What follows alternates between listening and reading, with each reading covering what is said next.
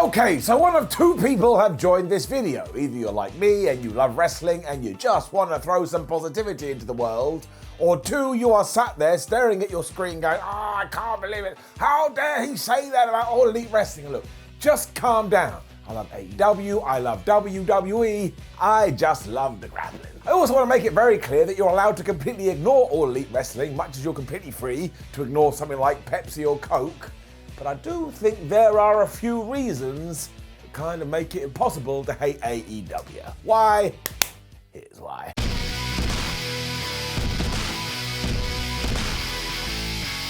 Now, while I am happy to discuss and hear all criticism, I do want to say that if you are one of these people that like Jeff Hardy when they're in WWE, but then hate Jeff Hardy when they go to AEW, well, I think you're a little bit weird. I mean, wrestling is just wrestling. I mean, there really is never a need to gatekeep because it takes away your enjoyment of the product. And also, when we are talking about the performers themselves, it is awesome when they have more than one place to go. It makes everything so much spicier. The real reason I feel it's so important, though, other than the fact that you need competition, because it will always light a fire under all businesses, is that it's giving fans stuff they've wanted for ages, like unscripted promos, for example. And if WWE doesn't want to do those, that's perfectly fine. It's their right to decide, but I absolutely love anybody giving a wrestler a microphone and just letting them talk from the heart. And some people are really good at this, and some people absolutely suck, but that's just basically a representation of life. I mean, every now and then you'll be having a conversation with someone, you'll be like, man, this is the greatest chat I've ever had since the day I was born.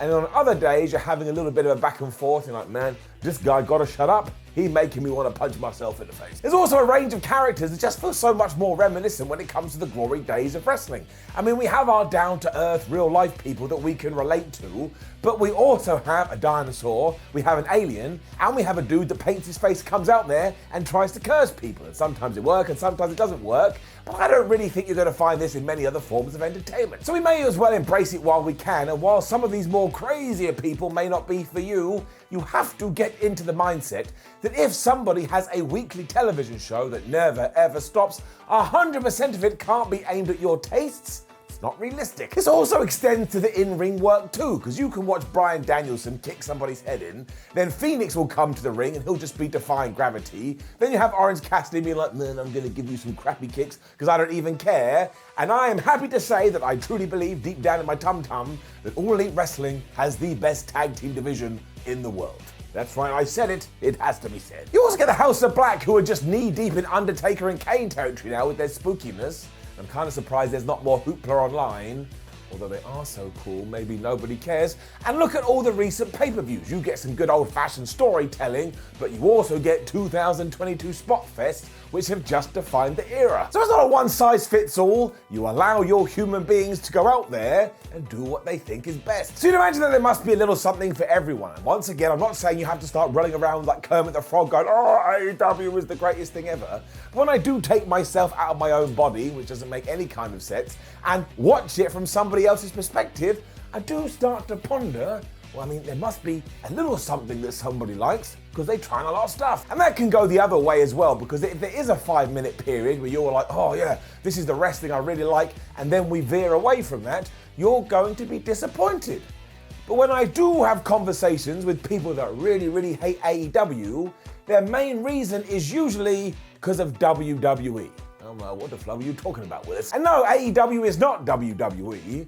There was once this company called TNA that tried to be WWE, and we know how that went. And look, it is really cool if you want to be that loyal to a company, but not if it's making you all mad and making you all upset. And then we get on to the next point, which is when people go, oh, well, AEW wouldn't be as successful if it hadn't have stolen all of WWE stars.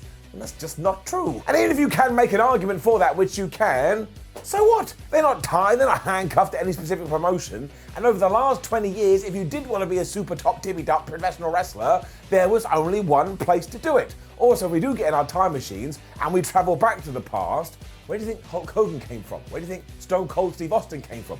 Where do you think Triple H came from? Where do you think The Undertaker came from? We could do this all day. Once more, you can flip that, John Cena and The Rock, for example, but this is my entire point. All AEW is doing is all the stuff that has brought other companies success and they've looked at it and gone, well, why don't we just repeat that? Because CM Punk, John Moxley, Bryan Danielson and Sting hit it one way, but you also have the other way where you have the likes of Britt Baker, Sammy Guevara, Darby Allin and Jungle Boy. So you have your stars, you have your homegrown talent, you put them all into a shaker and you give it a little bit of a shake up. I mean, really, everybody who is main eventing now basically came from Ring of Honor anyway. It's why, circling back round, why wouldn't you enjoy your favourites in a different environment? I mean, FTR is still basically the Revival, Miro is still Rusev with the energy turned way up, and Jeff Hardy is quite literally Jeff Hardy. He's changed nothing, nor should he. I mean, let's take Roman Reigns and use him as another example. You cannot deny it now, this man is a megastar. We had a few difficult years now, but he has become one of the main reasons to watch SmackDown. So if he went to AEW, do you think all of a sudden you'd be like, oh man, he sucks now? Of course he wouldn't. He would still be super duper cool. And no, I don't think that is going to happen, but you can ply your craft wherever the hell you want to. The head of the table would work in Timbuktu, and that ain't even a real place. So when you do break it right down, we are just doing the same thing, but we're nuancing it a little bit differently. I mean, take Jade Cargill. Originally, she got a push because of her look, which made all the sense in the world. Something that WWE has also done a look. Now, look, these days, Jade has absolutely come into her own, and she's becoming brilliant, but we could try it again, and maybe it's not going to work. Take somebody like Mason Ryan. WWE was so high on him because he was jacked, but he couldn't get good at it, which is okay. You dust yourself off, you move on, and you try again, because that's the creative landscape that's at our fingertips. And so it really does feel that because some fans have been brought up on just one single promotion, they now can't get their heads around that there's another. But any time the industry has been absolutely ablaze, it's because there has been multiple companies trying to get to the top. So now that we're establishing that again, for the love of everything, don't stop it. Also, do underline it because I know what the comments will do. I am not saying you have to become an AEW fanboy or an AEW fangirl. And if you do watch, you're like, well, I don't like X and don't like Y, so I don't want to go through the whole 2 hours, that's perfectly fine. But hate, as I hold it here in my hand, I don't think so. Because come on now, there is no crying in baseball and there's no hate in professional wrestling. Now, please do leave a comment below and let me know what you think about what I just said.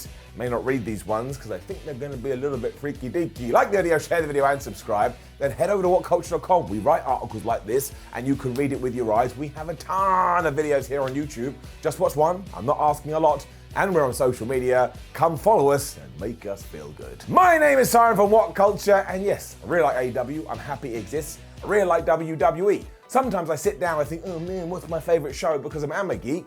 And often, my answer is Raw. Because when I watch Dynamite, I know what to expect. Same with SmackDown, New Japan, Rampage, whatever it may be. But on Monday nights for 3 hours, I'm like, man, a GOAT could come out and win the WWE Championship. And like, man, I knew that GOAT was going to do it. So I enjoy the unpredictability and I enjoy the madness. That's a video for a different day. You take care. See you soon.